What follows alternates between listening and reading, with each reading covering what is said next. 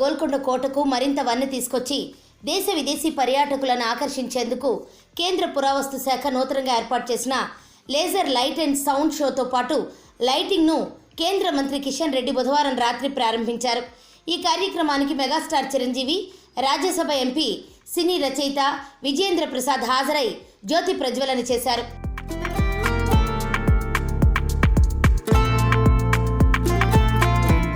దేశ విదేశాల నుంచి వచ్చే పర్యాటకులకు గోల్కొండ కోట విశిష్టతను అత్యాధునిక సాంకేతికతతో తెలియజేయాలన్న ఉద్దేశంతోనే ఈ షో ప్రారంభించినట్లు కేంద్ర మంత్రి కిషన్ రెడ్డి అన్నారు. ప్రధాని మోదీ పంచప్రాణ్ పిలుపుతో చరిత్ర, సంస్కృతిని భావితరాలకు అందించే విధంగా ఈ కార్యక్రమానికి రూపకల్పన చేశామన్నారు.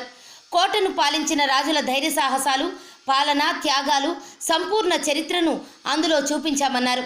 జై శ్రీరామ్ అంటూ ప్రసంగం ప్రారంభించిన మెగాస్టార్ చిరంజీవి తాను కేంద్ర పర్యాటక శాఖ మంత్రిగా ఉన్నప్పుడు 2013లో గోల్కొండ కోటలో UNWTO సదస్సు నిర్వహించి ఇక్కడే విందు ఏర్పాటు చేశానని గుర్తు చేశారు.